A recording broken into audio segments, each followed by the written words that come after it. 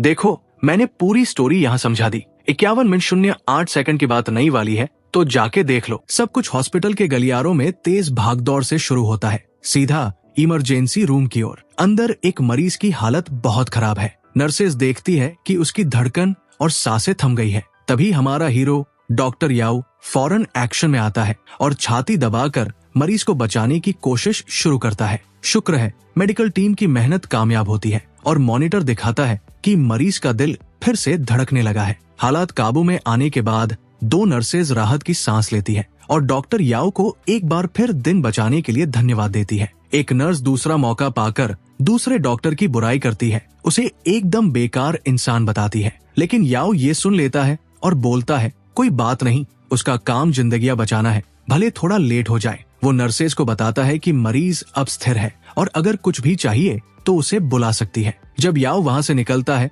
Nurses आपस में कहती है कि काश उनका पति भी ऐसा होता। फिर वो थकाहारा अपने अपार्टमेंट में आराम करने जाता है। घर पहुँचते ही घड़ी देखता है और समझ जाता है कि वो बहुत लेट हो गया है। उसे लगता है कि उसकी गर्लफ्रेंड लिली जरूर परेशान हो रही होगी। वो सोचता है कि वो बहुत काम कर रहा है, इस वीकेंड को लिली के साथ टाइम बिताकर उसकी भरपाई करेगा। बाथरूम के पास जाता है तो लिली की आवाज सुनाई देती है, वो किसी को मिस कर रही है। याओ धीरे से दरवाजा खोलकर झांकता है, लेकिन जो देखता है वो दिल तोड़ देने वाला है। वो हैरान होकर सोचता है, ये कैसे हो सकता है, मुझे तो पूरा टाइम धोखा दिया गया। बाथरूम के भाप में सीन देखते हुए उसका दिल टूट जाता है और गुस्सा भर जाता है। उसकी मुट्ठी कस जाती है। वो सोचता है कि वो दूसरा आदमी कौन हो सकता है, लेकिन फिर मन में कहता है, क्या फायदा, बेहतर है उन्हें थोड़ी इज्जत के साथ छोड़ दूं। अंदर लिली अपने लवर से कहती है, जल्दी कर, निकल जा, यीचू अब आने वाला है। वो आदमी बोलता है, ये जोखिम भरा सीन थोड़ा रोमांचक नहीं लगता? याओ को उसकी आवाज जानी पहचानी लगती है। लिली पूछती है कि क्या उसने अपने पापा से उसकी प्रमोशन की बात की। वो आदमी कहता है कि वो मदद करेगा और तभी याओ को पता चलता है कि ये गो जियांग है। तब उसे समझ आता है कि लिली ने प्रमोशन के लिए उसे धोखा दिया। वो दोनों याओ की जॉब के बारे में बात करते हैं, कहते हैं कि याओ का कोई चांस नहीं क्योंकि जियांग के पापा का वहाँ सब पर कंट्रोल है। जियांग याओ को लूजर बोलता है और लिली से पूछता है कि क्या उसे अपने बॉयफ्रेंड के लिए जरा भी अफसोस है। लिली तिरस्कार भरे लहजे में कहती है कि वो तो बस एक नाजायज है और उसे उसकी जरा भी परवाह नहीं। नाजायज शब्द सुनकर याओ को गहरा सदमा लगता है क्योंकि उसकी माँ को इसी वजह से परिवार से निकाल दिया गया था और ये दर्द वो हमेशा से ढो रहा है। बाथरूम में जियांग पूछता है कि ऐसा क्यों, और लिली बताती है कि याओ को तो अपने बाप का भी पता नहीं। जियांग इस पर हंसता है और याओ की माँ के बारे में बेहुदा मजाक करता है। ये सुनकर याओ का गुस्सा फट पड़ता है। वो बाथरूम में घुसता है और जियांग के मुंह पर जोरदार मुक्का मारता है। चौंक कर जियांग पूछता है, कौन है? लेकिन याओ कुछ नहीं बोलता, बस गुस्से भरी नजरों से दोनों को घूरता है। जियांग उसे पहचान लेता है और लिली घबरा जाती है क्योंकि उसे पता चल गया है कि याओ को सब कुछ मालूम हो गया। दिल टूटा याओ कहता है कि उसने कभी नहीं सोचा था कि जंग लिली ऐसी इंसान होगी। लिली तौलिया लपेटकर जवाब देती है कि वो अंधी थी जो याओ जैसे हारे हुए से प्यार कर बैठी। वो शिकायत करती है कि 2 साल से ज्यादा की डेटिंग में उसे बस एक पुराना ब्रेसलेट मिला। वो ब्रेसलेट उतार फेंकती है और कहती है, अब से हमारी राहें जुदा है। याओ को पुरानी यादें ताजा होती है जब लिली खुश रहा करती थी और वो सोचता है कि वो इतना कैसे बदल गई। वो नीचे फेंके हुए ब्रेसलेट को देखता है, अपने रिश्ते के खत्म होने पर सोचते हुए। जियांग उसका मजाक उड़ाता है, पूछता है कि क्या वो शो देखने रुकना चाहता है। इससे याओ का सब्र जवाब दे जाता है और वो जियांग को एक और मुक्का मारता है और हम देखते हैं कि मुक्के से उसका एक दांत टूट गया है। लेकिन वो हार नहीं मानता, चिल्लाता है कि उसे याओ से डर नहीं। लिली ये सब देख रही होती है। जियांग आगे बढ़ता है और एक मुक्का मारता है जिससे याओ जमीन पर गिर जाता है। बिना किसी रहम के जियांग याओ के हाथ पर जोर से पैर मारता है जो पहले से ही बेसहारा पड़ा है। क्रूर हंसी के साथ जियांग याओ के हाथ को पैर से कुचलता है और कहता है कि उसे अपनी औकात नहीं पता। फिर वो लिली से कहता है कि चलो, और याओ को जमीन पर लूजर की तरह छोड़कर चला जाता है। जमीन पर पड़े याओ के घायल हाथ से अचानक ब्रेसलेट में से एक रहस्यमयी आवाज आती है। वो आवाज अपने आप को याओ परिवार का पूर्वज बताती है जो उस ब्रेसलेट में अपनी चेतना छोड़ गया था। वो आत्मा याओ को इस दयनीय हालत में देखकर दुखी होती है और उसे सब कुछ सिखाने का फैसला करती है। लेकिन वो चेतावनी देता है कि अगर याओ उसकी बात नहीं मानेगा तो उसका अंत दुखद और अकेला होगा। तभी ब्रेसलेट से एक सुनहरा एनर्जी ड्रैगन निकलता है और याओ की छाती में धंस जाता है। याओ को तेज दर्द होता है और वो इस नजारे से पूरी तरह हैरान रह जाता है। जैसे ही ये दृश्य खत्म होता है, याओ खुद को फिर से बाथरूम में पाता है, बिना किसी अंदाजे के कि क्या हुआ। गुस्से में वो उस धोखेबाज जोड़े को कोसता है। तभी वो उठता है और देखता है कि उसके हाथों से एक अजीब नीली चमक निकल रही है। वो अपने घायल हाथ को देखता है और सोचता है कि आखिर ये सब क्या हो रहा है। सब कुछ एक अजीब सपने जैसा लग रहा था या फिर कोई भ्रम। तभी याओ के दिमाग में प्राचीन तावीजों और जादुई मंत्रों का ढेर सारा ज्ञान उमड़ पड़ता है। उसे तरह तरह के जादू के बारे में पता चलता है, सौभाग्य, दुर्भाग्य और यहाँ तक कि हिलने डुलने वाले तावीज भी। ज्ञान का सिलसिला रुकता नहीं और उसे 108 तरह के मंत्रों का पता चलता है, जिनमें भूत भगाने और स्वर्गीय दृष्टि जैसे जादू शामिल है। ये सब देखकर याओ पूरी तरह हैरान है और सोचता है कि आखिर ये हो क्या रहा है। अपने हाथों को देखता है जहाँ से नीली ऊर्जा की चमक निकल रही है। अचानक उसका फोन बजता है और स्क्रीन पर मिस बिंग का नाम दिखता है। फर्श पर पड़ा याओ फोन उठाता है। दूसरी तरफ से एक गुस्से भरी औरत की आवाज आती है, जो उसे सुबह सबसे पहले हॉस्पिटल में मिलने का हुक्म देती है। बिना कुछ पूछे याओ हामी भरता है और फोन रख देता है। फिर वो सोचता है कि आखिर ऐसा क्या हो गया, क्योंकि डायरेक्टर पहले कभी किसी पर इतना गुस्सा नहीं हुई थी। अगली सुबह याओ अपने बॉस से मिलने हॉस्पिटल पहुंचता है। जैसे ही वो गलियारे में दाखिल होता है, कुछ लोग एक शानदार औरत को देखकर हैरान हो जाते हैं। कुछ मरीज उसे पहचानते हैं और कहते हैं कि ये वही मशहूर प्रोफेसर बाई है जिन्होंने उनके परिवार वालों की सर्जरी की थी। ये है बाबिंग, जियांगा की सबसे कम उम्र की चीफ सर्जन, जिनका रिज्यूमे शानदार और रहस्यमयी है। इधर याओ गलियारों से गुजरता है और कुछ डॉक्टर्स उसे तिरस्कार भरी नजरों से घूरते हैं। वो आपस में फुसफुसाते हैं कि इसे अभी भी यहाँ आने की हिम्मत कैसे हुई। इन तानों को नजरअंदाज करते हुए याओ डायरेक्टर के ऑफिस के दरवाजे तक पहुँचता है। वो गहरी सांस लेता है, क्योंकि उसे अंदर होने वाली बातचीत से डर लग रहा है।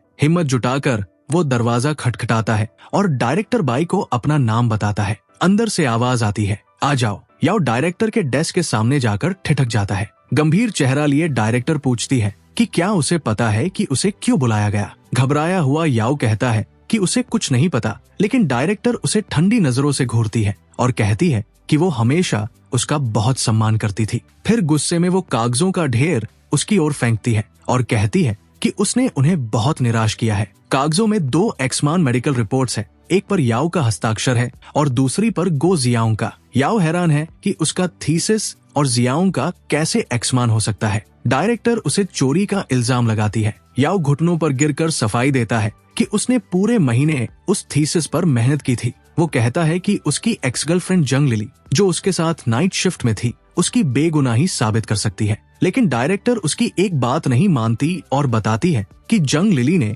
उसके खिलाफ गवाही दी है। ये सुनकर याओ का दिल और टूट जाता है कि लिली ने फिर से उसे धोखा दिया। डायरेक्टर कहती है कि तुरंत प्रभाव से उसे क्लिनिक से निकाला जा रहा है और उसका तबादला कर दिया जाएगा। सदमे में याओ सोचता है कि अगर उसे नर्सिंग की पोजीशन में डिमोट कर दिया गया तो वो डॉक्टर कैसे बनेगा। पूरी तरह हारा हुआ याओ ऑफिस से निकलता है और वही डॉक्टर्स जो उसे पहले घूर रहे थे, उनके पास से गुजरता है। नफरत भरी नजरों से वो कसम खाता है कि वो उस धोखेबाज जोड़े को उनके किए की सजा देगा। अभी भी खबर से हिल गया याओ लिफ्ट का इंतजार करता है। तभी लिफ्ट के दरवाजे धीरे धीरे खुलते हैं। हैरानी की बात, अंदर उसकी एक्स गर्लफ्रेंड और उसका लवर एक दूसरे से लिपटे हुए हैं। खून खौलते हुए याओ सोचता है कि सचमुच दुश्मनों से सबसे गलत जगह मुलाकात होती है। जियाओंग उसका मजाक उड़ाता है, कहता है क्या इत्तेफाक है तुझसे यही मिलना। याओ अपनी बदकिस्मती को कोसता है। जियाओंग कहता है कि वो खुशकिस्मत है कि बिंग उसका ख्याल रख रही है। याओ कंफ्यूज हो जाता है,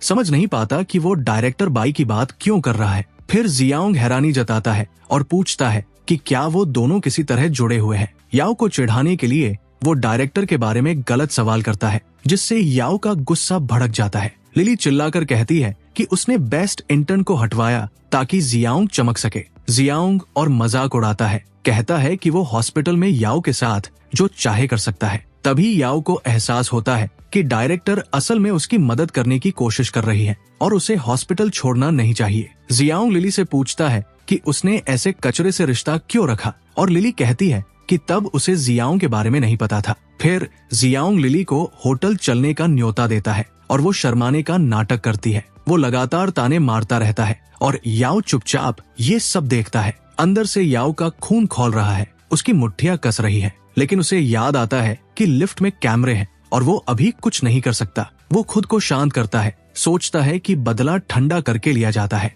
आखिरकार लिफ्ट पहली मंजिल पर पहुंचती है और एक घंटी की आवाज गूंजती है। दरवाजे खुलते ही जियांग उसे कंधे से पकड़कर रोकता है। तिरस्कार भरी नजरों से याओ पूछता है कि अब और क्या चाहिए। जियांग हंसता है और कहता है कि वो हॉस्पिटल में याओ के लिए चीजें आसान नहीं बनाएगा। तभी वो जोर से चिल्लाकर लॉबी में सबका ध्यान खींचता है। वो चोरी और मारपीट की एक झूठी कहानी बनाकर याओ की इज्जत मिट्टी में मिलाता है। आसपास के लोग बिना सच जाने याओ को जज करने लगते हैं। बाकी कर्मचारी भी हैरान होकर कहते हैं कि ऐसा सहकर्मी कितना डरावना है। याओ गुस्से में दांत पीसता है, लेकिन हालात बिगड़ने से बचने के लिए चुप रहता है। मगर जियांग अभी रुका नहीं है। वो फिर सबका ध्यान मांगता है और कहता है कि एक और बात बतानी है। जियांग सबके सामने ये खुलासा करता है कि याओ को उसकी अकेली माँ ने पाला और उसे सबके सामने बेइज्जत करता है। ये आखिरी ताना याओ के दिल को चुभ जाता है और उसका गुस्सा भड़क उठता है। आसपास के लोग याओ के परिवार के बारे में सुनकर हैरान हो जाते हैं। कुछ लोग उसका मजाक उड़ाने लगते हैं, कहते हैं कि ऐसा इंसान भला डॉक्टर कैसे बन सकता है, और बेइज्जती सहन न कर पाने की वजह से याओ वहाँ से भागने लगता है। लेकिन फिर उसे एहसास होता है कि अगर वो ऐसे भाग गया तो उसका डॉक्टरी का करियर हमेशा के लिए खत्म हो जाएगा। अचानक वो रुक जाता है और उसके चारों ओर नीली चमक उभरती है, क्योंकि उसके दिमाग में एक नया आइडिया आता है। जियांग उसका मजाक उड़ाता है कि वो डरकर भाग रहा है, लेकिन याओ ठान लेता है कि अब कुछ नया आजमाने का वक्त है। गुस्से भरी नजरों से याओ जियांग से पूछता है कि क्या उसे अपने झूठ का अंजाम नहीं डराता। मगर जियांग हंसकर कहता है कि उसे किसी चीज का डर नहीं, क्योंकि वो तो सच बोल रहा है। याओ के होंठों पर हल्की सी मुस्कान आती है और वो अपनी चाल चलने को तैयार होता है। तभी अचानक जियांग ढह पड़ता है और उसके मुंह से लाल रंग का तरल निकलने लगता है। जियांग जमीन पर गिरा हुआ है और सब हैरान है कि ये क्या हो गया। जियांग की कोई चीज जमीन पर जोर से टकराकर टूट जाती है। दर्द से कराहते हुए जियांग का चेहरा खरोंचों से भर जाता है। वो दर्द में चीखता है और उसकी गर्लफ्रेंड लिली ये सब देखकर सन्न रह जाती है। लिली दौड़कर जियांग की मदद के लिए आती है और पूछती है कि वो ठीक है कि नहीं, मगर वो ताने मारते हुए जवाब देता है। याओ पास आता है और जियांग से पूछता है कि क्या उसे ये कर्मों का फल नहीं लगता। ये सुनकर लिली याओ की बातों से हैरान रह जाती है। वो याओ पर इल्जाम लगाती है कि उसने सब कुछ प्लान किया, लेकिन याओ बस इतना कहता है कि क्या उसके पास कोई सबूत है। जियांग लिली से कहता है कि उसे इमरजेंसी रूम ले चलो और लिली मान जाती है। वो उसे सपोर्ट करके ले जाने लगती है और कहती है कि वो ठीक हो जाएगा। तभी एक नर्स पास से गुजरते हुए ठोकर खाती है और चीख पड़ती है। उसके हाथ का ट्रे उड़ता है और दवाइयों की शीशियां हवा में टूट जाती है। वो तरल जियांग के जख्मों पर गिरता है और वो दर्द से चीख उठता है। लिली ये सब देखकर हैरान हो जाती है। नर्स बार बार माफी मांगती है, लेकिन लिली उसे लापरवाही के लिए डांटती है।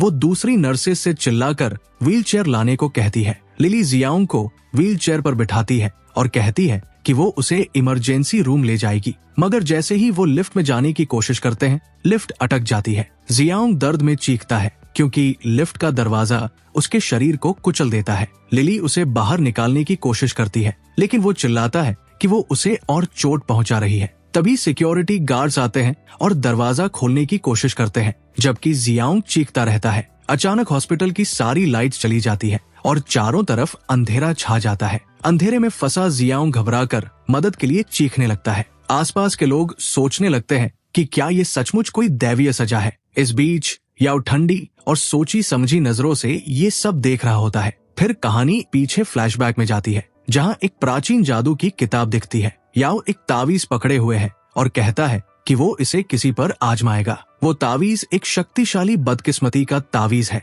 जो नीली चमक से घिरा हुआ है। वर्तमान में वापस आते हुए याओ सोचता है कि बुराई को हमेशा सजा मिलती है और ये तावीज एकदम जादू की तरह काम कर गया। पता चलता है कि वो तावीज याओ की जेब में है। एक संतुष्ट मुस्कान के साथ याओ अपनी बनाई हुई अफरातफरी को देखता है। फिर सीन हॉस्पिटल के प्रवेश द्वार के गार्डन में शिफ्ट होता है, जहाँ एक बड़ा तालाब है। याओ वहाँ से गुजर रहा होता है, सोचता है कि वो अभी घर नहीं जा सकता वरना उसकी माँ परेशान होगी। तभी उसे एक चीख सुनाई देती है और उसे पता चलता है कि कोई तालाब में गिर गया है। एक छोटा बच्चा तालाब में तड़प रहा है और आसपास के लोग मदद के लिए चीख रहे हैं। बच्चा पानी में डूबने लगता है और कोई चिल्लाता है कि एम्बुलेंस बुलाओ। बिना एक पल गवाए याओ तालाब की ओर दौड़ता है और बच्चे को बचाने के लिए पानी में कूद पड़ता है। पूरी ताकत से तैरकर वो बच्चे तक पहुंचता है और उसे पकड़कर तालाब के किनारे की ओर लाता है। जमीन पर पहुंचकर याओ पूछता है कि बच्चे के माता पिता कहाँ है। कोई चिल्लाता है कि मदद रास्ते में है, लेकिन बच्चा बेहोश है और हिल नहीं रहा, जिससे सब बहुत परेशान हो जाते हैं। हालात की गंभीरता समझते हुए याओ बिना वक्त गवाए CPR शुरू करता है। बच्चा धीरे धीरे रिएक्ट करने लगता है। उसकी आंखें खुलती है। कुछ तनाव भरे पलों के बाद बच्चा खांसता है और सारा पानी उगल देता है। हैरान बच्चा पूछता है कि वो कौन है और याओ बताता है कि उसने उसे बचाया और उसके परिवार के बारे में पूछता है। तभी एक बूढ़ा आदमी और उसका बॉडीगार्ड बच्चे का नाम पुकारते हुए दौड़कर आते हैं। बच्चा चिल्लाता है, दादाजी। बूढ़ा आदमी अपने पोते को गले लगाता है। बहुत परेशान होकर पूछता है कि उसे चोट तो नहीं लगी। बच्चा हादसे के लिए माफी मांगता है। फिर बच्चा याओ की ओर इशारा करके कहता है कि इसने उसे पानी से निकाला। याओ सुझाव देता है कि बच्चे को हॉस्पिटल ले जाए और दादाजी को और सावधान रहने की सलाह देता है। बॉडीगार्ड को याओ का लहजा पसंद नहीं आता और वो पूछता है कि क्या उसे पता है कि वो किससे बात कर रहा है, मगर बूढ़ा आदमी उसे डांटता है। बूढ़ा आदमी अपने असिस्टेंट को बच्चे को गाड़ी तक ले जाने को कहता है क्योंकि उन्हें हॉस्पिटल जाना है। फिर याओ की ओर मुड़कर धन्यवाद देता है और कहता है कि वो सही है, अब वो और सावधान रहेगा। याओ गौर से देखता है और नोटिस करता है कि बूढ़े आदमी के गले में सोने की चेन है, जो बताती है कि वो कोई अमीर शख्स है। उसके कपड़े भी बहुत महंगे लगते हैं, जिससे पक्का हो जाता है कि ये कोई आम इंसान नहीं। ये समझते ही याओ थोड़ा नर्वस हो जाता है क्योंकि उसे एहसास होता है कि वो किस बड़ी सिचुएशन में फंस गया। लेकिन बूढ़ा आदमी फिर से उसे धन्यवाद देता है और उसका नाम पूछता है। बूढ़ा आदमी याओ को उसकी मदद का इनाम देना चाहता है और याओ अपना परिचय देते हुए कहता है कि ये कोई बड़ी बात नहीं थी। कृतज्ञता के तौर पर बूढ़ा आदमी उसे $5 लाख का एक कार्ड देता है, लेकिन याओ उसे ठुकरा देता है। दोनों एक पल के लिए एक दूसरे को देखते हैं और फिर याओ पूछता है कि क्या उसे कभी कोई अजीब सी तकलीफ होती है। बूढ़ा आदमी इस सवाल से हैरान हो जाता है और कहता है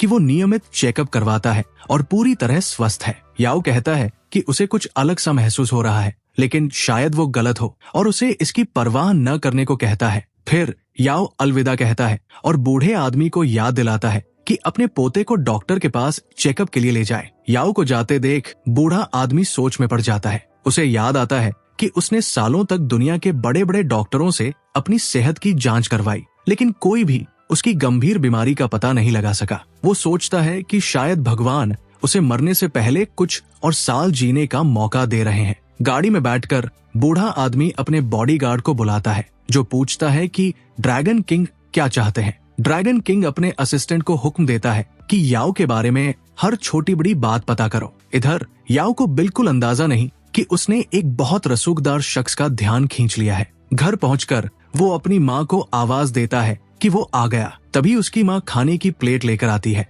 और पूछती है कि वो पूरा भीगा क्यों है। वो उसके बाल सुखाती है और मजाक में कहती है कि शायद वो झील में गिर गया। याओ हैरान हो जाता है, लेकिन खाने की खुशबू मस्त है। वो बताने लगता है कि उसने एक बच्चे को डूबने से बचाया और फिर बच्चे का दादाजी आ गया। उसकी माँ कहती है कि उसने सही किया, लेकिन उसे सावधान रहने को कहती है क्योंकि उसकी जिंदगी उसके लिए बहुत कीमती है। वो कहती है कि वो उसका पूरा संसार है और नहीं चाहती कि उसके बेटे को कुछ हो। याओ जवाब देता है कि वो भी माँ के लिए उतना ही जरूरी है और मजाक करता है कि अगर वो ऐसे ही खिलाती रही तो वो बीमार पड़ जाएगा। उसकी माँ चियान जिंगलिन इस मजाक पर मुस्कुराती है। हमें पता चलता है कि वो एक बड़े परिवार से थी। याओ को पुरानी तस्वीरें याद आती है जो इस बात का सबूत है, लेकिन उसकी माँ कभी अतीत की बात नहीं करती। उसे लगता है कि भले वो एक अमीर परिवार था, लेकिन उन्हें निकाल दिया गया और फिर कभी कोई संपर्क नहीं हुआ। इस वजह से याओ को अपनी माँ की वो तकलीफ याद आती है जब उसे छोटे याओ के साथ घर छोड़ना पड़ा था।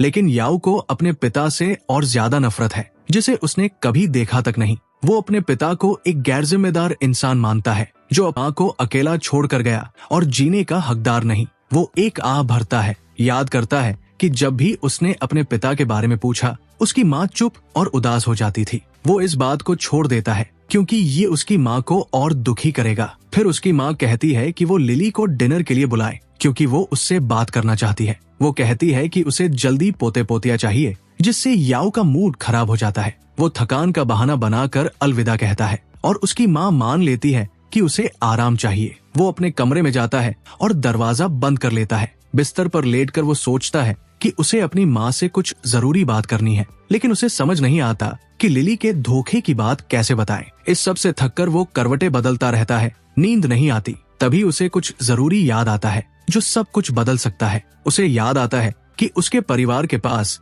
मायन तावीजों का पूरा कलेक्शन है, और सिर्फ तावीज ही नहीं, याओ परिवार के पास मेडिकल और मार्शल आर्ट्स के कई राज भी है। नींद न आने की वजह से वो इस ज्ञान का कुछ फायदा उठाने का फैसला करता है। रात जल्दी गुजर जाती है और नया दिन शुरू होता है। याओ पूरी रात जागता रहा और अपने परिवार के खजाने से हैरान है। फिर वो घड़ी देखता है जो 10:08 बजा रही है और उसे एहसास होता है कि उसे काम पर जाना है। जल्दी में वो अपनी माँ को अलविदा कहता है, जो उसे आराम से जाने और जल्दबाजी न करने की सलाह देती है। उसका बेटा चला जाता है और माँ मुस्कुराते हुए सोचती है कि इस लड़के की एनर्जी कितनी कमाल की है। हॉस्पिटल पहुंचकर वो नर्स स्टेशन का साइन देखता है। वहाँ कुछ नर्सेज हैं और एक नर्स बहुत परेशान दिख रही है। एक सहकर्मी बताता है कि रूम 301 का मरीज बहुत मुश्किल है और पहले ही 4 लोगों को भगा चुका है। तभी हेड नर्स आती है और याओ को उस मुश्किल मरीज की देखभाल का जिम्मा देती है। मजबूरी में याओ मान लेता है और उस औरत के रूम की ओर जाता है। हैरानी की बात, मरीज एक बहुत खूबसूरत औरत है जो उसे अंदर बुलाती है। याओ उसकी खूबसूरती देखकर हक्का बक्का रह जाता है और शर्मा जाता है। वो औरत हॉस्पिटल पर सवाल उठाती है कि उन्होंने उसकी देखभाल के लिए एक मेल नर्स क्यों भेजा। याओ प्रोफेशनल बनने की कोशिश करता है, अपनी बैज दिखाता है और खुद को याओ के नाम से मिलवाता है। मरीज उसका नाम दोहराती है और मुस्कुराते हुए उसे बेड के पास खींचती है। वो पूछती है कि उसे पहली बार देखकर क्या ख्याल आया। याओ हकलाते हुए कहता है कि वो उसे बहुत खूबसूरत लगी। वो औरत उसके कान के पास आती है और पूछती है कि उसे उसका कौन सा हिस्सा सबसे ज्यादा पसंद आया। वो धीरे धीरे अपना चेहरा याओ के करीब लाती है। माहौल गर्म होता है। याओ पूरी तरह घबरा जाता है और धीरे से उसे पीछे हटाने की कोशिश करता है ताकि शांत रहे। औरत हंसती है और कहती है कि वो शर्मीला है और उसका जवाब बहुत ईमानदार नहीं था। याओ अपनी शांति बनाए रखने की कोशिश करता है और कहता है कि वो उसके पैर की जांच करेगा, लेकिन वो मजाक में कहती है कि उसे शर्मिंदगी हो रही है। किसी का उसके पैर को छूना अजीब लगता है। उसकी बातों को नजरअंदाज करते हुए याओ नीचे झुकता है और सावधानी से उस मरीज के घायल पैर की जांच शुरू करता है। जैसे ही वो पट्टी हटाता है, याओ उस औरत के घायल पैर को देखता है जहाँ एक बड़ा निशान है और वो तेज दर्द की शिकायत करती है। याओ पूछता है कि उसे ये चोट कैसे लगी। औरत बताती है कि एक कार एक्सीडेंट में उसकी हड्डियां टूट गई थी। घाव का मुआयना करते हुए याओ को लगता है कि उसे दोबारा सर्जरी की जरूरत नहीं है। तभी एक डॉक्टर कमरे में दाखिल होता है और मरीज कहती है कि उसे निशान नहीं चाहिए। वो बताती है कि वो खराब मूड में थी, लेकिन इस नर्स ने उसका मूड ठीक कर दिया। वो डॉक्टर से निशान के बारे में पूछती है और वो कहता है कि इसे ठीक होने में महीनों लगेंगे। औरत निराश होकर पूछती है कि क्या कोई और रास्ता है। याओ बीच में बोल पड़ता है कि वो 1 हफ्ते में उसे ठीक कर सकता है। डॉक्टर गुस्से में आग बुला हो जाता है और याओ को झूठा ठग कहकर चिल्लाता है। डॉक्टर का असिस्टेंट भी गुस्सा होकर कहता है कि एक नर्स को डायग्नोसिस देने की इजाजत नहीं, लेकिन मरीज गंभीर चेहरा लेकर बहस को रोक देती है। डॉक्टर उसे समझाने की कोशिश करता है कि याओ की बातें अंधविश्वास है, लेकिन वो डॉक्टर को चुप रहने को कहती है। वो औरत उठकर याओ को चैलेंज करती है कि क्या वो सचमुच 1 महीने में उसके निशान हटा सकता है। याओ उसे समझाता है और वो जादू टोने की बात सुनकर कंफ्यूज हो जाती है। याओ बताता है कि ये गुप्त तकनीकें हैं जिनमें जादुई शक्तियां हैं, कोई अंधविश्वास नहीं। वो पूछती है कि क्या वो सचमुच उसके निशान हटा सकता है और याओ कहता है कि बस 5 मिनट लगेंगे। डॉक्टर और उसका असिस्टेंट उस पर यकीन नहीं करते और तंज कसते हैं कि अगर वो इतना ताकतवर है तो नर्स क्यों है। याओ थोड़ा अटकाता है और बताता है कि गो जियाओंग नाम के एक शख्स ने उसे फंसाया। डॉक्टर उसे बहाने बनाने से रोकता है, लेकिन मरीज फिर से उसे चुप कराती है। वो शिकायत करती है कि हॉस्पिटल्स बेकार है और अगर वो उसकी मदद नहीं कर सकते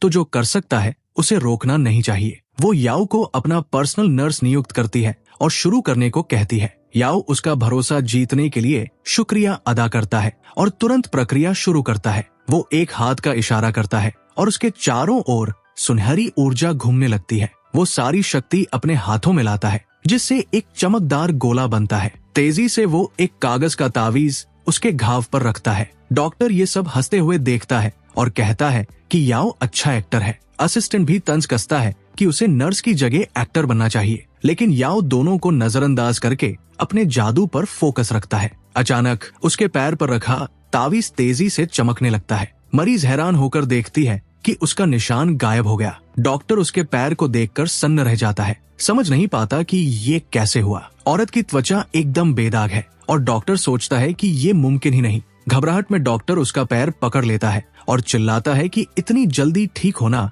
नामुमकिन है, लेकिन औरत गुस्से में उसे लात मारकर दूर करती है और कहती है कि वो बूढ़ा सठिया गया है। ठंडी नजरों से वो कहती है कि अगर उसका और कोई काम नहीं तो वो जा सकता है। डॉक्टर शर्मिंदगी में माफी मांगता है और कहता है कि उसका ऐसा इरादा नहीं था। वो औरत याओ से कुछ ब्यूटी ट्रिक सिखाने को कहती है और वो मान लेता है। हॉस्पिटल के बाहर भीड़ जमा है। डॉक्टर चुपचाप चलता है, सोच में डूबा कि ये सब कैसे हुआ। उसका असिस्टेंट पूछता है कि क्या याओ सचमुच इतना ताकतवर है। गुस्से में डॉक्टर उसे चुप रहने को कहता है और अकेले रहने के लिए ऑफिस वापस भेज देता है। इधर मरीज का कमरा अब खाली और शांत है। वो औरत चुपचाप याओ को देखती है, सोच में डूबी। उसकी नजरें देखकर वो पूछता है कि क्या उसके चेहरे पर कुछ है। मुस्कुराते हुए वो औरत उसके बहुत करीब आती है और याओ हकलाते हुए कहता है कि सूजन होना नॉर्मल है। वो हल्के से हंसती है, उसकी शर्मीली प्रतिक्रिया से मजा लेते हुए। बेड पर चढ़कर वो एक और बोल्ड सवाल पूछती है और याओ कहता है कि वो बहुत जल्दी बढ़ रही है। वो मजाक में कहती है कि क्या वो खुद को कंट्रोल नहीं कर पा रहा क्योंकि वो बहुत खूबसूरत है। इससे याओ का चेहरा लाल हो जाता है और उसे समझ नहीं आता कि जवाब में क्या कहे। वो हंसती है और कहती है कि याओ दूसरों को खुश करना अच्छे से जानता है और वो उस पर भरोसा करेगी। फिर वो औपचारिक रूप से अपना परिचय लिन जिंगशी के तौर पर देती है और हाथ बढ़ाती है। याओ को मजा आता है। वो सोचता है कि फेरी लिन का निकनेम उस पर ज्यादा सूट करता है। तभी वो पूछती है कि उसने क्या कहा, लेकिन याओ टाल जाता है कि कुछ नहीं। वो मुस्कुराती है और कहती है कि उसने सुन लिया और सब उसे पीठ पीछे फेरी लिन कहते हैं। याओ कहता है कि उसे फेरी कहना पूरी तरह सही नहीं और वो कंफ्यूज हो जाती है। वो मुस्कुराते हुए कहता है कि वो फेरी से भी ज्यादा खूबसूरत है। वो औरत उसकी बातों से मोहित हो जाती है और कहती है कि वो चालाक और मीठा बोलने वाला है, इसलिए वो उसे एक इच्छा पूरी करने का मौका देगी। याओ सोचता है और कहता है कि वो एक महीने तक उसका नर्स बनना चाहता है क्योंकि उसे शायद हॉस्पिटल छोड़ना पड़े। लिन जिंगशी समझ नहीं पाती और कहती है कि ये बर्बादी है। वो उसे कुछ अमीर औरतों से मिलवा सकती है, लेकिन याओ कहता है कि उसका मकसद पैसा नहीं बल्कि एक असली डॉक्टर बनकर जिंदगियां बचाना है। वो उसे चुपचाप देखती है, उसकी दृढ़ता से प्रभावित होकर। हल्की मुस्कान के साथ वो आंखें बंद करती है और कहती है कि उसे आखिरकार समझ आया कि वो क्या चाहता है। वो कहती है कि उसे सपनों वाले मर्द पसंद है और अब से वो उसका खास नर्स होगा। याओ हैरान लेकिन बहुत खुश होता है और मिस लिन को इस मौके के लिए धन्यवाद देता है। वो पूछता है कि क्या उन्हें कॉन्ट्रैक्ट की जरूरत है और वो उसे बहुत दिलचस्प मानती है। याओ के जाने के बाद वो औरत अकेले अपने कमरे में फोन उठाती है। वो किसी को फोन करके एक नर्स याओ के बारे में सब कुछ पता करने को कहती है। कुछ पल बाद उसे अपने फोन पर एक फाइल मिलती है जिसमें याओ की सारी जानकारी है। फाइल पढ़ते हुए उसे पता चलता है कि याओ का इतिहास चोरी और धोखे से भरा है। अचानक दरवाजे पर खटखट होती है और एक लैब कोट पहने आदमी मुस्कुराते हुए लिन को नमस्ते करता है। गंभीर चेहरा लिए लिन पूछती है कि वो कौन है और यहाँ क्या कर रहा है। वो आदमी अपना परिचय डॉक्टर गुंग के रूप में देता है जो सर्जरी डिपार्टमेंट से है। फिर वो याओ की बुराई शुरू करता है, कहता है कि उसने उसका थीसिस चुराया और वो एक बुरा इंसान है। तभी याओ वापस आता है और गुंग लिन से कहता है कि उसे याओ को निकाल देना चाहिए क्योंकि उस पर भरोसा नहीं किया जा सकता। लिन मुस्कुराती है और याओ को दोहराती है कि डॉक्टर ने उसे आलसी कहा। याओ गुस्से में आकर गुंग से कहता है कि वो अपनी हद न लांघे, लेकिन गुंग उसे घूरता है। फिर डॉक्टर लिन की ओर मुड़ता है और कहता है कि वो उसकी सलाह पर गौर करे, लेकिन लिन पूछती है कि अगर वो याओ को अपने नर्स के रूप में रखना चाहे तो क्या होगा। डॉक्टर धमकी देता है कि हॉस्पिटल किसी भी समस्या की जिम्मेदारी नहीं लेगा। नाराज लिन पूछती है कि क्या वो उसे धमका रहा है और क्या हॉस्पिटल को इसकी खबर है। लिन गुस्से में याओ की ओर देखती है और दुनिया के नेचुरल नियमों की बात शुरू करती है कि जानवर कैसे जीवित रहने के लिए ढल जाते हैं, लेकिन याओ कहता है कि वो ऐसा इंसान नहीं जो बस चुपचाप आगे बढ़ जाए, बल्कि वो दुनिया को अपने हिसाब से बदलना चाहता है। लिन कहती है कि अगर वो बहुत अच्छा रहा तो लोग उसका फायदा उठाएंगे। याओ गंभीर चेहरा लिए कहता है कि वो उसकी बात अच्छे से समझ गया है। लिन पूछती है कि वो कब तक दूसरों को खुद को कंट्रोल करने देगा। याओ गूंग को घूरता है, जिससे वो चौंक जाता है और पूछता है कि वो क्या चाहता है। गूंग याओ के रवैये से गुस्सा होकर उसे गाली देता है। बिना सोचे याओ गूंग के मुंह पर जोरदार मुक्का मारता है। कमरे में हंगामा मच जाता है। गूंग हैरान होकर अपना चेहरा पकड़ता है और पूछता है कि याओ को उसे मारने की हिम्मत कैसे हुई। लेकिन याओ गंभीर चेहरा लिए कहता है कि उसने बहुत सह लिया और अब और बर्दाश्त नहीं करेगा। गुस्से में गूंग आगे बढ़ता है और चिल्लाता है कि याओ अपने लिए बुरा अंजाम मांग रहा है। तभी एक दृढ़ शांत आवाज दोनों को तुरंत लड़ाई रोकने का आदेश देती है। ये लिन थी, जो उन्हें अपने कमरे में लड़ने की हिम्मत के लिए डांटती है। गूंग गंभीर चेहरा लिए लिन से पूछता है कि वो आखिर है कौन। लिन खुलासा करती है कि वो ऐसी शख्सियत है जिसे वाइस प्रेसिडेंट का बेटा भी नहीं छेड़ सकता और उसे बाहर निकलने को कहती है। गूंग डर जाता है और सोचता है कि शायद उसे ऐसा नहीं करना चाहिए था। जाने से पहले वो याओ को घूरता है और धमकी देता है। ये अभी खत्म नहीं हुआ। गूंग के जाने के बाद याओ लिन की ओर मुड़ता है और उसकी मदद के लिए शुक्रिया अदा करता है। लिन मुस्कुराती है और पूछती है कि जवाबी कार्रवाई करने का एहसास कैसा लगा। याओ हंसते हुए कहता है कि बहुत अच्छा लगा और दोनों इस सिचुएशन से मजा लेते दिखते हैं। याओ पूछता है कि क्या लिन को लगता है कि वो चुपचाप सब सहने की वजह से कायर है। लिन उसे देखकर कहती है कि वो कायर नहीं बल्कि बहुत दयालु इंसान है। वो कहती है कि वो उसकी सोच समझती है कि वो समाज में नया है और उसके कोई कनेक्शन नहीं, लेकिन गंभीर चेहरा लिए कहती है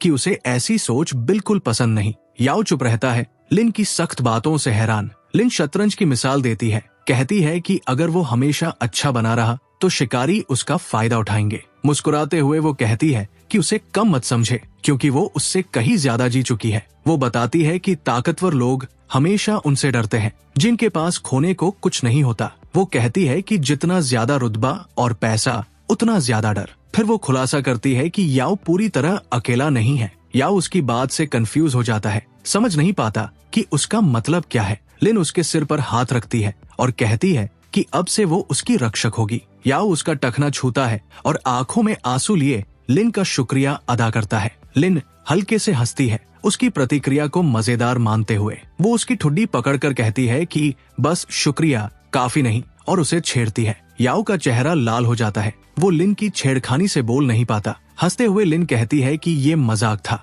और उसे कॉन्ट्रैक्ट देने को कहती है। लिन कॉन्ट्रैक्ट पर साइन करती है और याओ को राहत मिलती है कि उसकी नौकरी बच गई। लिन पूछती है कि क्या वो उसके पैर को पूरी तरह ठीक कर सकता है और याओ बताता है कि प्रक्रिया धीमी है। उसकी बोरियत देखकर याओ उसे सैर पर ले जाने की पेशकश करता है, जिससे वो बहुत उत्साहित हो जाती है। याओ एक व्हील चेयर लाता है और लिन उसकी इस सोच की तारीफ करती है। अचानक वो उसे गले लगाती है और कहती है कि वो उसे अपना बॉयफ्रेंड चुनेगी, जिससे याओ हैरान रह जाता है। लिन उत्साह से व्हील चेयर पर बैठती है और वो दोनों सैर के लिए निकल पड़ते हैं। इधर याओ की माँ हॉस्पिटल पहुंचती है। सोचती है कि उसका बेटा और उसकी गर्लफ्रेंड व्यस्त होंगे। वो एक खास लंच बॉक्स लाती है जिसमें उसने प्यार से सूप बनाया है। अचानक वो कुछ अनपेक्षित देखकर ठिठक जाती है और लिली का नाम पुकारती है। उसे अपने बेटे की एक्स गर्लफ्रेंड डॉक्टर गूंग के साथ दिखती है। याओ की माँ लिली से भिड़ती है और लिली बताती है कि उसने याओ से चोरी की वजह से ब्रेकअप कर लिया। माँ हैरान होकर कहती है कि उसका बेटा ऐसा नहीं कर सकता। गूंग तंज कसता है कि याओ ने उसका थीसिस चुराया और हॉस्पिटल में उस पर हमला भी किया। माँ को चोरी और नौकरी छीनने की बात सुनकर सदमा लगता है। घबराहट में वो गूंग से गुहार लगाती है कि ये सब गलतफहमी होगी, लेकिन गूंग उसकी जिद से तंग आकर उसे जोर से धक्का देता है। उस पल में माँ का प्यार से लाया लंच बॉक्स जमीन पर गिरकर टूट जाता है। गूंग टूटे सूप का मजाक उड़ाता है और याओ की माँ को बेइज्जत करता है। कहता है कि वो इसे साफ करे। फिर भी याओ की माँ खुद को संभालती है और अपने बेटे के लिए माफी मांगती रहती है। कोई और रास्ता न देखकर याओ की माँ गूंग से अपने बेटे के लिए माफी मांगती रहती है। वो खुद को संभालती है। कोई और रास्ता न देखकर वो घुटनों पर बैठ जाती है। सोचती है कि अपने बेटे के लिए उसे ये करना ही होगा। जमीन पर घुटनों के बल वो गूंग से अपने प्यारे बेटे को एक और मौका देने की गुहार लगाती है। गूंग घमंडी हंसी के साथ कहता है कि वो उसकी भावनात्मक ब्लैकमेलिंग में नहीं फंसेगा। तभी याओ वहाँ पहुँचता है और अपनी माँ को इस हाल में देखकर हैरान होकर चीख पड़ता है। वो दौड़कर उसे उठाता है और कहता है कि वो खुद को और बेइज्जत न करे। नफरत भरी नजरों से याओ उस डॉक्टर को घूरता है जिसने उसके परिवार को अपमानित किया। फिर वो गुस्से में आगे बढ़ता है और गूंग की गर्दन को पूरी ताकत से पकड़ लेता है। याओ की माँ घबराकर उन्हें अलग करने की कोशिश करती है, कहती है कि घुटने टेकने की गलती उसकी थी। गला दबाए जाने के बावजूद गूंग याओ को ताने मारता है, उसे चुनौती देता है कि उसे खत्म करके दिखाए। याओ ठंडी नजरों से जवाब देता है कि क्या उसे सचमुच लगता है कि उसमें हिम्मत नहीं। वो और जोर से उसकी गर्दन दबाता है और उसकी माँ चीख कर उसे छोड़ने को कहती है। वो बेताबी से पूछती है कि क्या उसका बेटा उसकी बात सुन भी रहा है या पूरी तरह नजरअंदाज कर देगा। आखिरकार याओ शांत होता है। गूंग उसे सबके सामने खत्म करने की कोशिश का इल्जाम लगाता है। याओ की माँ जल्दी से माफी मांगती है, सारा दोष खुद पर लेते हुए। वो गूंग को इमरजेंसी रूम के खर्चे के लिए पैसे देने की पेशकश करती है, लेकिन गूंग नाराज होकर उसका हाथ झटक देता है और चिल्लाता है कि क्या वो उसे भिखारी समझती है। वो कहता है कि 1,00,000 युआन के लिए भी वो याओ को माफ नहीं करेगा और माफी मांगने का कोई फायदा नहीं। नफरत से भरा याओ अपने दुश्मन को घूरता है। अब वो खुद को कंट्रोल नहीं कर पाता। उस पल वो आगे बढ़ता है और गूंग के पेट में जोरदार मुक्का मारता है। गूंग तेज दर्द में जमीन पर ढह जाता है, समझ नहीं पाता कि ये क्या हुआ, लेकिन याओ रुकता नहीं। वो गूंग का कॉलर पकड़कर उसे फिर से उठाता है और आसानी से हवा में लटका देता है। याओ की एक्स गर्लफ्रेंड लिली दूर से ये हिंसक सीन देखती है, डर के मारे जड़ होकर। याओ की माँ भी सदमे में है, अपने मुंह पर हाथ रखे यकीन नहीं कर पाती। याओ की आंखें लाल चमक रही है। वो गूंग को चेतावनी देता है कि उसे उसकी हरकतों की कीमत चुकानी पड़ेगी। गूंग फिर भी तंज कसता है कि जगह कैमरों से भरी है और याओ का काम तमाम हो जाएगा। याओ की माँ बेताबी से उसका नाम चीखती है, उसे तुरंत रुकने की भीख मांगती है। इधर लिली सिक्योरिटी डिपार्टमेंट को फोन करके जल्दी मदद मांगती है, लेकिन याओ इन धमकियों से बेफिक्र लगता है, ठंडी और दृढ़ नजरें बनाए रखता है। फिर वो बिना हिचक के गूंग को जमीन पर जोर से पटक देता है। बेरमी से याओ गूंग के हाथ पर जोर से पैर मारता है, जिससे वो दर्द में चीख उठता है। याओ कहता है कि उसने धोखा और चोरी का इल्जाम सह लिया, लेकिन गूंग उससे छोड़ देने की भीख मांगता है। याओ उसे कॉलर से खींचकर उठाता है और कहता है कि उसने उसकी माँ को चोट पहुंचाने की हिम्मत की और ये वो कभी माफ नहीं करेगा। इसके साथ गूंग फिर जमीन पर गिरता है, अपनी चोटों से बेकाबू होकर कराहता हुआ। याओ पास आता है और गंभीर चेहरा लिए गूंग से अपनी माँ से माफी मांगने की मांग करता है। जमीन पर पड़ा और चोटिल होने के बावजूद गूंग माँ से माफी मांगने से इनकार करता है और कहता है कि याओ सपने देखता रहे। उस पल याओ का गुस्सा फट पड़ता है। वो चेतावनी देता है कि गूंग को अपनी जान से कीमत चुकानी पड़ेगी। वो फिर से आगे बढ़ता है, कसम खाता है कि वो तब तक लड़ेगा जब तक गूंग अपनी गलती न माने। याओ एक और जोरदार मुक्का मारता है, जिससे गूंग दर्द से मुंह से खून उगलता है, लेकिन तभी एक औरत प्रकट होती है और याओ को रुकने के लिए चिल्लाती है, जिससे याओ हैरान हो जाता है। वो औरत चेतावनी देती है कि बस बहुत हुआ, अगर वो और आगे बढ़ा तो जेल जाएगा। लिली दौड़कर उस औरत डायरेक्टर के पास जाती है और अपने नए बॉयफ्रेंड को बचाने की गुहार लगाती है। दबंग आवाज में डायरेक्टर याओ को गूंग को छोड़ने का आदेश देती है। याओ चुपचाप उसे देखता है। डायरेक्टर उससे अपील करती है कि क्या ऐसा इंसान जेल जाने लायक है। उसकी मेंटोर की बातें याओ को अपनी माँ की ओर देखने पर मजबूर करती है, जो दुखी होकर रो रही है। डायरेक्टर शांति से याओ के कंधे पर हाथ रखती है और गूंग को छोड़ने को कहती है। उसकी बातों से प्रभावित होकर याओ आखिरकार गूंग को छोड़ देता है, जो गिर पड़ता है। याओ अपनी माँ को गले लगाता है और चेतावनी देता है कि अगर गूंग ने फिर कभी उसकी माँ से पंगा लिया तो वो उसे गायब कर देगा। लेकिन गूंग उठता है और याओ पर सबके सामने उसे खत्म करने की कोशिश का इल्जाम लगाता है। डायरेक्टर उसे घूरती है और पूछती है कि क्या उसने सचमुच वो थीसिस लिखा था। उसे बेवकूफ न बनाने को कहती है। दृढ़ता से डायरेक्टर बहस खत्म करती है और इस मामले पर किसी को भी बोलने से मना करती है। फिर वो याओ की ओर मुड़ती है और उसे अपने ऑफिस में इंतजार करने को कहती है। डायरेक्टर के ऑफिस में वो याओ और उसकी माँ को देखती है और कहती है कि उसे समझ नहीं आता कि उससे क्या कहे। याओ की माँ बॉस से माफी मांगती है, अपने बेटे की तलाश में हॉस्पिटल आने का दोष लेती है, लेकिन मेंटोर चेतावनी देता है कि गूंग का परिवार हॉस्पिटल में बहुत रसूखदार है। लेकिन याओ वो कहता है कि उसे परिणामों से डर नहीं, लेकिन उसकी माँ बीच में बोल पड़ती है। डायरेक्टर का सब कुछ के लिए शुक्रिया अदा करती है। वो कहती है कि ये सब याओ को खुद ही फेस करना होगा और डायरेक्टर ने पहले ही बहुत कुछ किया है। अचानक ऑफिस का दरवाजा जोर से लात मारकर खोला जाता है और कोई डायरेक्टर का नाम चिल्लाता है। कमरे में सब चौंक कर उस तरफ देखते हैं। फिर एक विशाल डरावना आदमी अंदर आता है और पता चलता है कि वो गूंग का पिता है और वाइस प्रेसिडेंट। गुस्से में वो चिल्लाता है कि याओ ने उसके बेटे पर हमला किया और डायरेक्टर ने पुलिस तक नहीं बुलाई। वो डायरेक्टर के पास जाता है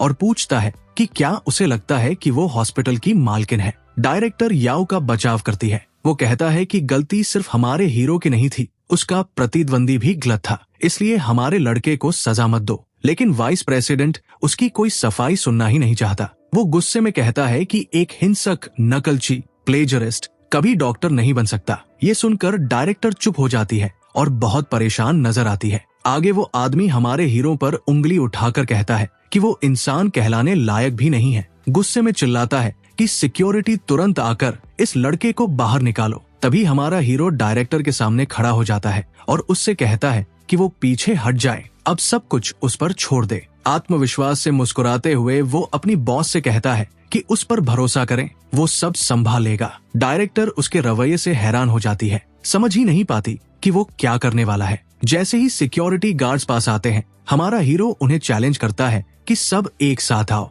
तभी हॉस्पिटल के सामने एक लग्जरी गाड़ी जोर से ब्रेक लगाकर रुकती है और उसमें से एक शख्स निकलता है। अच्छे कपड़े, चमकते जूते, साफ पता चलता है कोई बड़ा आदमी है। उसका नाम है झो युन, जो शक्तिशाली ड्रैगन किंग का निजी बॉडीगार्ड है। गेट पर एक नर्स उसे पहचान लेती है और तुरंत वाइस डायरेक्टर को बुलाने का ऑफर देती है, लेकिन वो बिना ध्यान दिए अपनी राह चलता रहता है। इधर ऑफिस के अंदर हमारा हीरो सारे सिक्योरिटी गार्ड्स को आसानी से हरा देता है। फिर अब मुड़कर कहता है कि अब वो इस हॉस्पिटल में और नहीं रह पाएगा। वो माँ के पास जाकर कहता है कि अब हमें घर चलना चाहिए। तभी अचानक ऑफिस का दरवाजा खुलता है और अंदर कोई अनजान शख्स दाखिल होता है। वो सीधे हमारे हीरो की तरफ देखता है और हीरो सोच में पड़ जाता है कि ये कौन है। नया आया आदमी हीरो से कहता है कि क्या हम थोड़ी देर बात कर सकते हैं। हीरो जवाब देता है कि अफसोस अब नहीं हो सकता, क्योंकि उसे नौकरी से निकाल दिया गया है और वो अपनी माँ को घर ले जा रहा है। बॉडीगार्ड चुपचाप उसे घूरता है, जैसे हालात को समझ रहा हो। तभी वाइस डायरेक्टर वहां पहुंचता है और उस विजिटर से माफी मांगते हुए पूरे झगड़े की गलती हमारे हीरो पर डाल देता है। लेकिन बॉडीगार्ड उसकी बातों को अनदेखा कर देता है और ठंडी आवाज में पूछता है, क्या बेटा मर गया? ये सुनकर प्रतिद्वंदी का बाप गुस्से से चिल्लाता है कि उसका बेटा मरा नहीं है, बस मामूली सी बात थी। तब सूट वाला आदमी हमारे हीरो की तरफ देखता है और कहता है कि वो यहाँ ड्रैगन किंग के हुक्म से आया है। ये सुनकर हीरो हैरान रह जाता है और प्रतिद्वंदी का बाप भी यकीन नहीं कर पाता, तो वो दंग रह जाता है। अब हमारा हीरो और बॉडीगार्ड कार में बैठे ड्रैगन किंग से मिलने जा रहे हैं। गाड़ी में बैठकर हीरो अपनी माँ को कॉल करता है और कहता है कि वो जल्द ही घर लौट आएगा। हीरो सोचता है कि ये लोग अच्छे नहीं लगते, फिर पूछता है कि ड्रैगन किंग उसे क्यों बुला रहा है। बॉडीगार्ड उसे डांटते हुए कहता है कि राजा के बारे में बात करते वक्त अपनी जुबान संभालो। हीरो की पेशानी पर पसीना आ जाता है और वो सोचता है कि आखिर ये ड्रैगन किंग है कौन। नाराज होकर बॉडीगार्ड कहता है, पूरे शहर का बच्चा बच्चा हमारे बॉस को जानता है। फिर वो बताता है कि उसके बॉस का नाम है लोंग जियांगू, जो जियांगा की अंडरवर्ल्ड का राजा है। हीरो को याद आता है कि कल वो जिस शख्स से मिला था वही असल में ड्रैगन किंग था। ड्राइवर भी इसकी पुष्टि करता है कि वो उसका निजी बॉडीगार्ड है। तभी लग्जरी कार पहाड़ की चढ़ाई वाली सड़क पर आगे बढ़ जाती है। गाड़ी जोर से ब्रेक लगाकर रुकती है। बॉडीगार्ड डॉक्टर की तरफ देखता है और हमारे हीरो से कहता है कि अंदर चलो। थोड़ा नर्वस होकर हीरो मान जाता है और खुद को तैयार करता है आगे जो भी होने वाला है उसके लिए। दोनों सीढ़ियां चढ़ते हुए उस जगह की ओर बढ़ते हैं जहां मुलाकात होनी है। बाहर एक खूबसूरत बगीचे में वो देखते हैं कि एक बुजुर्ग आदमी बड़ी तल्लीनता से कैलीग्राफी सुलेख लिख रहा है। बॉडीगार्ड कहता है कि बॉस को तंग किया जाना पसंद नहीं है, इसलिए हमारे हीरो को वही रुकना होगा। हीरो चुपचाप उस अंडरवर्ल्ड बॉस को देखता रहता है जो पूरे ध्यान से कागज पर लिख रहा है। हीरो की नजर कागज पर पड़ती है और वो समझ जाता है कि कविता एक ऐसे वीर की है जिसने दुनिया जीत ली, सब कुछ दिल में समेटा, लेकिन आखिर में बूढ़ा हो गया और उसकी जिंदगी बेकार चली गई। अचानक हीरो धीरे से बुदबुदाता है, अफसोस। ये सुनते ही बूढ़ा आदमी गुस्से में अपना ब्रश पटक देता है और घूर कर देखता है। उसकी खतरनाक आभा और डरावनी नजर माहौल को भारी बना देती है। बॉडीगार्ड घबराकर हमारे हीरो का सिर झुकाता है और कहता है कि तुरंत माफी मांगो। लेकिन तभी बॉस खुद पूछता है, तुम्हारा मतलब क्या था? हीरो धीरे धीरे समझाता है कि ये कविता उस सेनापति की है जिसे अपने समय में कभी सही मायनों में सराहा नहीं गया। फिर वो कहता है कि बॉस की भारी और सख्त लिखावट इस कविता की भावना से मेल नहीं खाती। वो लिखावट ज्यादा एक बहादुर लेकिन बूढ़े जनरल जैसी लगती है, जो अब जिंदगी के आखिरी मोड़ पर है। ये सुनकर हीरो डर जाता है कि शायद उसने ज्यादा बोल दिया, लेकिन सबको चौंकाते हुए बॉस जोर जोर से हंसने लगता है। वो मुस्कुराकर कहता है कि लड़के की नजर बहुत गहरी है और उसे लोगों को पहचानने की कला आती है। ये सुनकर हीरो खुद भी चौंक जाता है। फिर बॉस गंभीर हो जाता है और बताता है कि उसने उसे यहाँ क्यों बुलाया। उदास चेहरे से वो कहता है कि उसका वक्त खत्म हो रहा है और वो चाहता है कि हीरो डॉक्टर बनकर उसकी बीमारी का इलाज करे। लेकिन महोदय, मैं तो बस एक प्रशिक्षु चिकित्सक हूँ। इसके अलावा मुझे ठीक से ये भी नहीं पता कि आपको सही मायने में कौन सी बीमारी है। वो बूढ़ा व्यक्ति कहता है, देखो, यदि तुमने अपना सर्वश्रेष्ठ देने का वचन दिया और फिर भी कुछ नहीं कर पाए तो क्या हुआ? मुझे कोई आपत्ति नहीं है, मैं खुशी खुशी अपनी मृत्यु को स्वीकार कर लूंगा। ये सुनकर याओ बहुत अधिक निराश हो जाता है। फिर अपने आप को सांत्वना देते हुए वो परीक्षण शुरू करता है। तभी याओ पूरी तरह से हतप्रभ हो जाता है। उसे महसूस होता है कि ड्रैगन राजा का एक हाथ बिल्कुल बर्फ के टुकड़े की तरह ठंडा था। फिर वो दूसरा हाथ भी जांचता है और ये वाला उबलते हुए पानी की तरह गर्म था। ड्रैगन राजा हमारे नायक को गौर से देख रहा था, क्योंकि उसके चेहरे से पसीना टपक रहा था और वो उस जगह पर बिल्कुल जम गया था। फिर याओ कहता है, आपके पास बस 7 दिन का समय बाकी है। तभी श्री झो बहुत क्रोधित होकर कहता है, क्या तुम पागल हो गए हो? ये क्या बोल रहे हो? अपनी जीभ पर लगाम लगाओ। वो ड्रैगन राजा उसे रोकते हुए कहता है, क्या तुम्हें मेरी बीमारी का कोई कारण पता चला? याओ आश्चर्यचकित होकर कहता है, यदि मैं गलत नहीं हूँ तो आपको किसी ने जहर दिया है। राजा कहता है, ये सारे लक्षण मुझे 6 महीने पहले से गंभीर रूप से दिखाई दे रहे हैं। याओ बोलता है, ये एक विशेष प्रकार का जहर है। प्राचीन पुस्तक के अनुसार ये परिवार की गुप्त तकनीक है, जहाँ जहर खून के अंदर छिपा रहता है। इसी कारण सामान्य चिकित्सा उपकरण इसे पकड़ नहीं पाते। ड्रैगन राजा बोलता है, 3 साल तक मुझे हमेशा ठंडक महसूस होती थी। याओ कहता है, और पिछले 6 महीने से आपको हमेशा गर्मी लगती है। ड्रैगन राजा हैरान होकर कहता है, बिल्कुल सही। याओ पक्का विश्वास करते हुए कहता है, अब मैं पूरी तरह निश्चित हूँ, आपके शरीर के अंदर यिन यांग सर्प जहर डाला गया है। श्री झो कहता है, तो क्या अब तुम इसे ठीक कर पाओगे? याओ अपने मन में उस प्राचीन पुस्तक में झांकता है और उसे पता चलता है कि इसके लिए स्वर्गीय नेत्र की आवश्यकता है। ये बिल्कुल सिर के माथे के बीच में होता है, जो संसार की किसी भी चीज को देख सकता है, चाहे वो भूत हो, अदृश्य चीज हो या सूक्ष्म स्तर का छोटा पदार्थ हो। कोई भी चीज इसकी नजर से बच नहीं सकती। ड्रैगन राजा के अंदर जो जहर है वो एक बाल जितना छोटा है और वो उसके शरीर में एक परजीवी की तरह घूम रहा है। वो ड्रैगन राजा से पूछता है, क्या आपको स्वर्गीय नेत्र के बारे में कुछ पता है? वो व्यक्ति बहुत गंभीर हो जाता है। याओ कहता है, हाँ, बस इसी चीज से आपके शरीर के अंदर बिना चीरा लगाए झांका जा सकता है और इस जहर को निकाला जा सकता है। ड्रैगन राजा बोलता है, मेरे हिसाब से इस दुनिया में मेरे अनुमान से गिनती के 3 लोगों के पास ये शक्ति है। पहला वुडांग पर्वत का प्रमुख, दूसरा लोंगहू पर्वत का प्रमुख और तीसरा तिब्बत का बुद्ध। अब कुछ समय बाद का दृश्य दिखाया जाता है। हमारा नायक 2 बार से गाड़ी में घर लौट रहा था। याओ सोच रहा था कि किसने ड्रैगन राजा को इतनी शक्ति के बावजूद जहर दिया होगा। 1 घंटे पहले का दृश्य दिखाया जाता है, जहाँ ड्रैगन राजा अपनी कमीज उतार रहा था और उसकी पीठ पर एक अजीब सा बैंगनी निशान था। याओ बोलता है, ड्रैगन राजा, आपको इसमें थोड़ा दर्द हो सकता है, क्या आप तैयार हैं? ड्रैगन राजा हमें जवाब देता है। याओ एक गहरी सांस छोड़ता है और एक सुई लेकर ड्रैगन राजा की पीठ पर अलग अलग जगहों पर चुभोते हुए एक विशेष तकनीक का प्रदर्शन करता है। इस दौरान ड्रैगन राजा को बहुत अधिक दर्द हो रहा था। वो पसीने से तरबतर हो रहा था। इस तकनीक का नाम बताया जाता है नवी सुई मिंगमिन बिंदु तकनीक। कुछ ही पलों में उसका काम पूरा हो जाता है। श्री झो और याओ उसे संभालते हैं। तभी झो कुछ देखकर पूरी तरह से हतप्रभ हो जाता है। दिखाया जाता है कि ड्रैगन राजा की पीठ पर अब कोई भी निशान नहीं था। वो पूरी तरह सामान्य हो चुका था। याओ कहता है, अब ड्रैगन राजा 1-2 महीने तक ठीक रहेगा,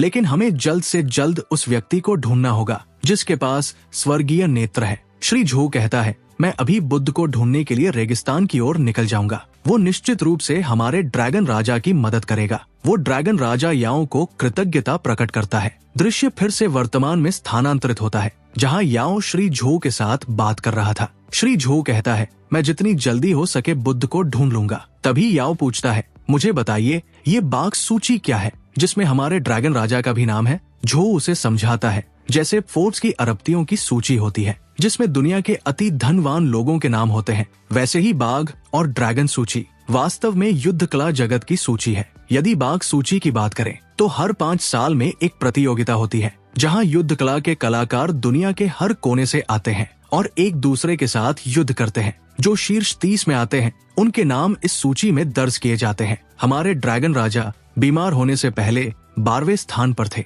जहां तक ड्रैगन सूची की बात है, ये हर 10 साल में एक बार आयोजित होती है। यहाँ हर साल लोग आते हैं जो सूची में शामिल लोगों को चुनौती देते हैं। इस सूची के सभी लोगों के नाम एक पत्थर की पटिया पर खुदे होते हैं। इन्हें युद्ध कला जगत का महागुरु कहा जाता है। वोडांग पर्वत और लोंगहू पर्वत के प्रमुख दूसरे और तीसरे स्थान पर है। 5वां स्थान एक लड़की का है जो मुरुंग परिवार से है और पहला स्थान शियाओ ज्यू का है, जिसे युद्ध कला जगत का सम्राट कहा जाता है। उसने अकेले 5000 लोगों की सेना को हरा दिया था। हर साल बहुत से लोग उसे चुनौती देते हैं, लेकिन सभी मिलकर भी उसकी भयानक शक्ति के सामने कमजोर पड़ जाते हैं। आश्चर्य की बात यह है कि वो केवल 35 साल का है और पिछले प्रतियोगिता में ही वो उभरा था। याओ हैरान होकर कहता है तो वो केवल 25 साल की उम्र में उसकी शक्ति ईश्वरीय स्तर की है। जो उसे समझाता है आज नहीं तो कल उसका नाम ईश्वर सूची में दर्ज होगा। याओ हैरानी से उसे सुनता है। ईश्वर सूची के बारे में दुनिया के बहुत कम लोगों को पता है।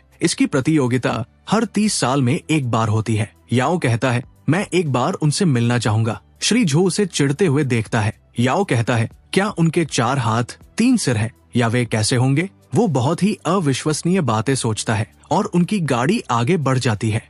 फिर गाड़ी एकदम रुकती है अस्पताल के पास। मिस्टर झाओ कहते हैं अगर आपको किसी भी चीज में मदद की जरूरत पड़े बेफिक्र होकर मुझे बताना, मैं अपनी पूरी कोशिश करूंगा आपको मदद करने की। और फिर याओ अस्पताल में प्रवेश करता है। कॉरिडोर से चलते हुए वो सिस्टर लिन के कमरे में बिना इजाजत लिए घुस जाता है और फिर वो बहुत ज्यादा शर्मा जाता है क्योंकि मिस लिन वहाँ अपने कपड़े बदल रही थी स्वाभाविक रूप से। लेकिन मिस लिन हैरान होती हुई कहती है अरे याओ तुम यहाँ क्या कर रहे हो? तुम ऐसे क्यों शर्मा रहे हो? याओ अपनी आंखें बंद करते हुए कहता है बहन आप अपने कपड़े देखो। फिर वो खुद को देखता है और शर्म से चीख उठता है। फिर कुछ पल बाद का दृश्य दिखाया जाता है जहां याओ अपने हाथों से मिस लिन के कपड़े का बटन लगा रहा था क्योंकि इस लड़की को ये भी ठीक तरीके से करना नहीं आता। याओ बोलता है बड़ी बहन लिन अगर आपको अगली बार ऐसी कोई समस्या हो तो आप सीधे नर्स को बता सकती है। हम सब यहाँ आपकी मदद करने के लिए ही हैं। तभी सिस्टर लिन अपनी उंगली से याओ को और बोलने से रोकती है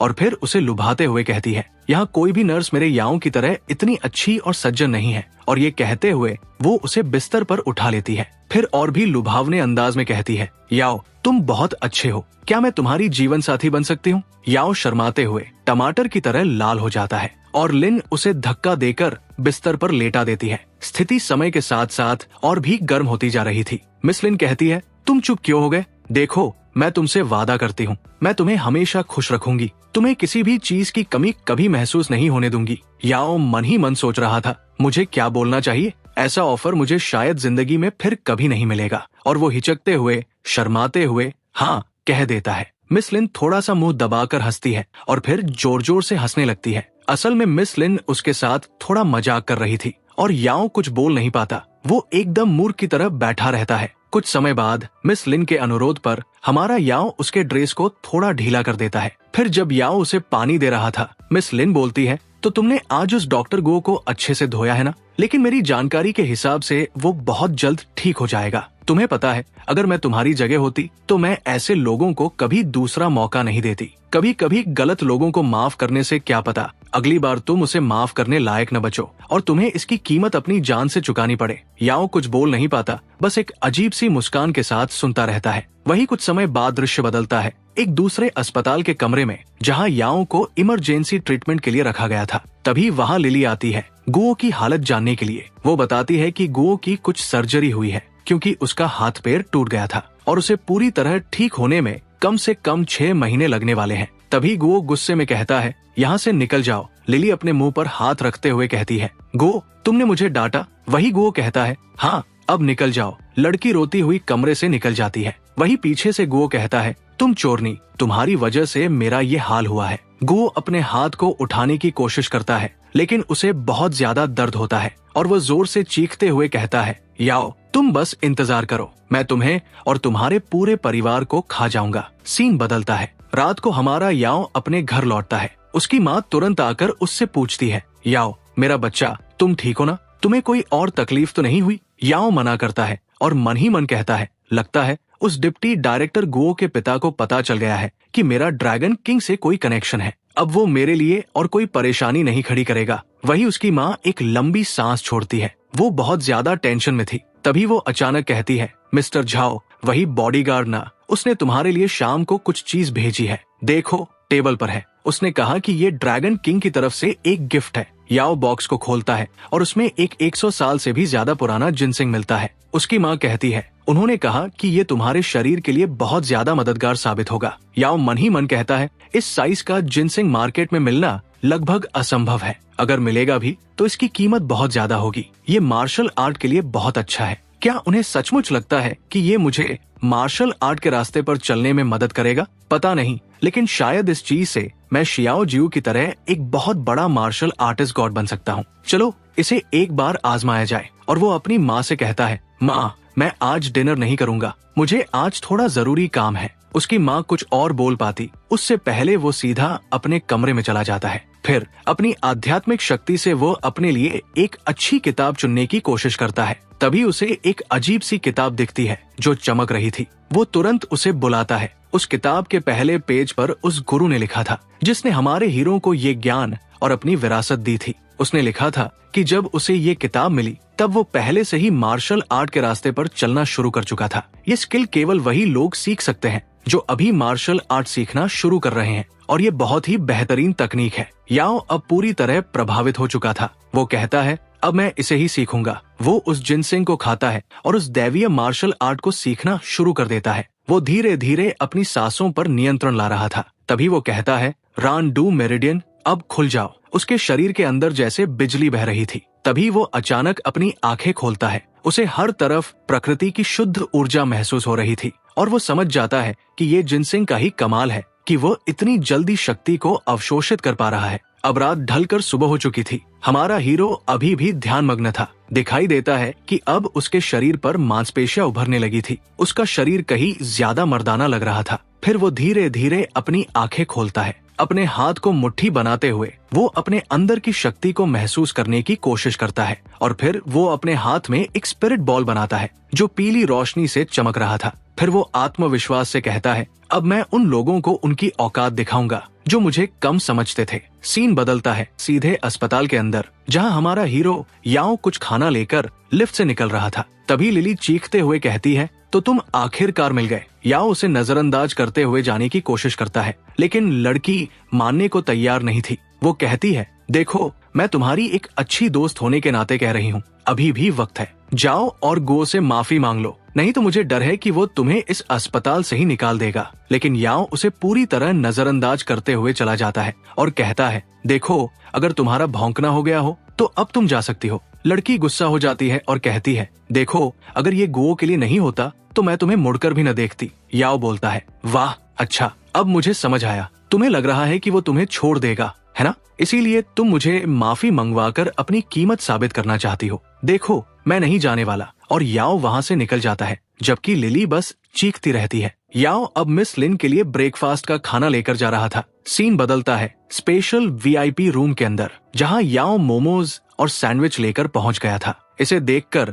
लड़की दोबारा से एक लुभावनी नजर डालते हुए कहती है, याओ क्या तुम मुझे खाना नहीं खिला सकते? देखो तुम मेरे पर्सनल कॉन्ट्रैक्टेड नर्स हो, इतना तो तुम कर ही सकते हो। याओ मान जाता है और उसे मोमोज खिलाने लगता है, लेकिन पहले कौर के साथ ही वो चीख पड़ती है, बहुत गर्म है, तुम्हें पहले इसे मुंह से ठंडा करना चाहिए था। अब मेरे मुंह में हवा दो, मेरा होंठ जल रहा है। और इसी वक्त डायरेक्टर वहाँ आते हुए खांसता है। याओ असहज होकर उसकी तरफ मुड़ता है। वही डायरेक्टर अपनी आंखें बंद करके खड़ा रहता है। फिर वो लिन के पास आते हुए कहता है, तुम्हारी चोट की हालत अभी उतनी खराब नहीं लग रही, तो तुम कब जाने वाली हो? मिस लिन हंसते हुए कहती है, सॉरी लेकिन अभी आप जा सकते हैं। वही उन दोनों की तकरार से याओ बाहर रहना चाहता था और कहता है, तो आप लोग बात करें, मैं चलता हूँ। वही दोनों लड़कियाँ एक साथ कहती है, बिल्कुल भी नहीं, तुम्हें यही रुकना होगा। मिस लिन स्वाभाविक रूप से डायरेक्टर भी को जानती थी और मजाक करते हुए कहती है, क्या आप मुझे देखने के लिए यहाँ आई हैं? डायरेक्टर भी मना करता है और कहता है कि उसे याओ से कुछ बात थी,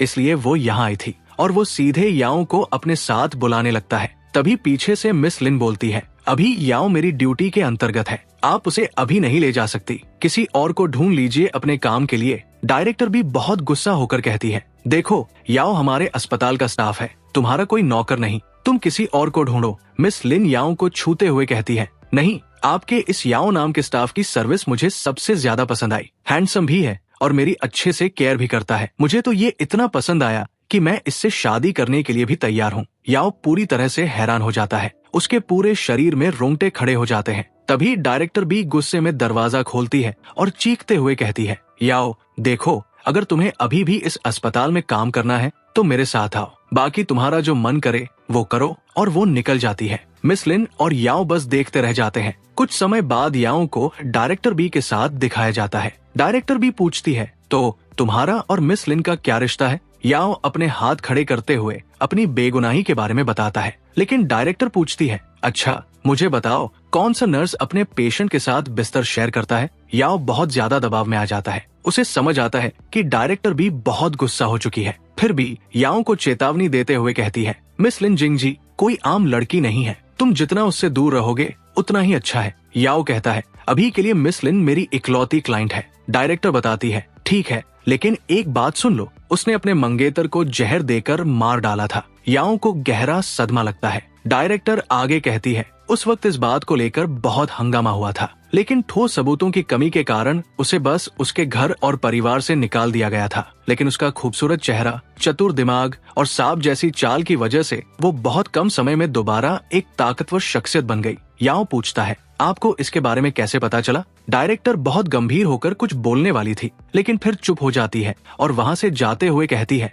अपना ख्याल रखना, मैं जल्द कोशिश करूंगी तुम्हें दोबारा डॉक्टर के पद पर प्रमोट करने की। याओ बस एक मुस्कान देता है और इसके लिए धन्यवाद देता है। तभी भी रुकते हुए कहती है, देखो तुम अब मुझे आपकी जगह तुम भी बोल सकते हो। याओ थोड़ा शर्माता है और इससे पहले कि वो कुछ और बोल पाए, उसके मोबाइल पर एक कॉल आता है। याओ उस अनजान नंबर का कॉल उठाता है। दूसरी तरफ से कोई बोलता है, हाय याओ, तुम्हारी माँ हमारे कब्जे में है, बस आधे घंटे के अंदर झोंगबी रोड के पास वाली सुनसान इमारत में आ जाओ, नहीं तो। और वो जोर जोर से हंसने लगता है। सीन बदलता है उसी इमारत में। वहाँ कई सारे गुंडे अपने बल्लों और हथियारों के साथ मौजूद थे। दिखाई देता है कि वहाँ गुओ भी था। साइड से गुंडों का बॉस कहता है, यंग मास्टर गो, क्या बस एक बच्चे के लिए इतने सारे लोगों की जरूरत थी? गो कहता है, हाँ बिल्कुल, मैं उसे भागने का मौका नहीं दूंगा, कम से कम उसके दोनों हाथ और पैर तोड़ेंगे, तब जाकर मेरी आत्मा को थोड़ी शांति मिलेगी। और अभी हमारे पास उसकी माँ भी है, तो वो जरूर यहाँ आएगा। वही गुंडों का बॉस अजीब तरीके से क्वान याओ की माँ को देखते हुए कहता है, देखो तो जरा, ये औरत कितनी खूबसूरत है, मुझे ये चाहिए। गो कहता है, क्या बोल रहे हो? इस बूढ़ी औरत में तुम्हें क्या रुचि आ रही है? बॉस क्वान के गाल पर हाथ फेरते हुए कहता है, क्या बोल रहे हो? ये मुझसे बस 5 से 10 साल बड़ी होगी, मुझे छोटी लड़कियों में कोई रुचि नहीं। फिर वो अपनी मूंछें सहलाते हुए कहता है, हाय तुम, क्या तुम्हें सुनाई दे रहा है? बस मेरी बात मान लो और तुम्हें कोई दर्द नहीं होगा, तुम्हारे बेटे को भी हम जिंदा छोड़ देंगे। उसी वक्त क्वान को होश आता है। वो बहुत घबरा जाती है और उन लोगों से पूछती है, तुम लोग कौन हो और तुम्हारी मेरे बेटे से क्या दुश्मनी है? वो औरत इधर उधर देखती है, अरे आंटी इधर देखो, क्या आप मुझे पहचान नहीं रही? वही क्वान गुओ को पहचान लेती है और क्वान चीख पड़ती है और बोलती है, क्या तुम्हें सरकार का कोई डर नहीं है? तुम सब जेल जाओगे, ऐसा मत करो और मुझे छोड़ दो। वही बॉस क्वान को एक थप्पड़ मारता है और कहता है, लॉ बस आम लोगों के लिए होता है, मुझे इन सब से कोई डर नहीं लगता। गुओ कहता है, देखो याओ की वजह से मेरा ये हाल हुआ है, मैं 6 महीने तक इस व्हीलचेयर से नहीं उठ पाऊंगा, इसका बदला उसे जरूर चुकाना पड़ेगा। तभी क्वान थोड़ा गंभीर होकर उनके चंगुल से निकलने के लिए बॉस का हाथ काट लेती है। वो आदमी जोर से चीखता है और एक लात मारकर क्वान को नीचे फेंक देता है। फिर उसके बाल खींचकर उसे उठाता है। गो कहता है, इसके ऊपर का कोट खोल दो ताकि उस याओ को और भी ज्यादा अपमानित किया जा सके। और उसी वक्त याओ वहाँ पहुँच जाता है और जोर से चीखते हुए कहता है, गो शाकोंग, मुझे बता मेरी माँ कहाँ है? गो हंसते हुए कहता है, वो तो तुम यहाँ आ गए, देखो तुम्हारी माँ मेरे पीछे है, पता नहीं वो जिंदा भी है या नहीं। दिखाई देता है कि याओ की माँ को काफी यातना दी गई थी। क्वान कहती है, याओ मेरा बच्चा, यहाँ से भाग जाओ, यहाँ बहुत सारे लोग हैं, तुम इनका मुकाबला नहीं कर पाओगे। लेकिन याओ बहुत गुस्से में आगे बढ़ता है। सारे गुंडे भी हमला करने के लिए तैयार थे। तभी गुओ कहता है, जाओ उसे पकड़कर अपंग बना दो। याओ बहुत गुस्से में था। वो सीधे आगे बढ़ते हुए सभी को पीटना शुरू कर देता है।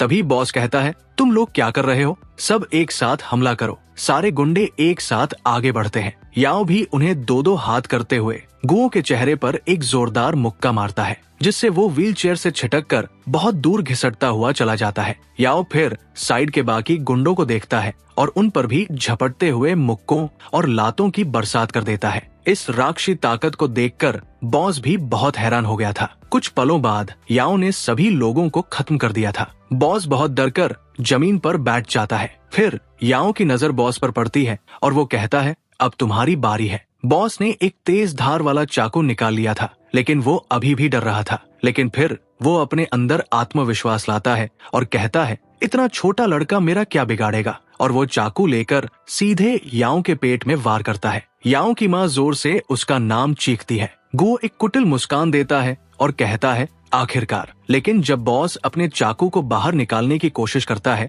तो वो देखता है कि चाकू टूटकर नीचे गिर गया। बॉस हैरान होकर कहता है, ऐसा कैसे हो सकता है? क्या तुम सचमुच इंसान भी हो? फिर वो मन ही मन सोचता है, क्या ऐसा हो सकता है कि ये याओ कोई ग्रेट टाइगर लिस्ट का मार्शल आर्टिस्ट हो? नहीं, मैं रिस्क नहीं ले सकता। और वो वहाँ से भागने की कोशिश करता है, लेकिन याओ तेजी से आगे बढ़ते हुए कहता है, तो तुमने इसी हाथ से मेरी माँ को छुआ था, है ना? बॉस पूरी तरह हैरान था। वो सोचता है, कोई इतना तेज कैसे हो सकता है? और अगले ही पल उसे अपने कंधे में बहुत तेज दर्द महसूस होता है। असल में उसका कंधा टूटकर उसका हाथ अलग हो गया था। वो जोर से चीखते हुए जमीन पर बैठ जाता है। याओ कहता है, और तुमने इसी पैर से मेरी माँ को मारा था। बॉस धीरे धीरे पीछे खिसक रहा था और कहता है, प्लीज मुझे मत मारो, मेरा कोई गुनाह नहीं है। ये सब यंग मास्टर गुओ का प्लान था। याओ उसे कॉलर से पकड़ता है और कहता है, इसके बारे में तुम्हें पहले सोचना चाहिए था। बॉस घबराते हुए कहता है कि वो असल में ड्रैगन किंग का आदमी है। याओ हैरान हो जाता है।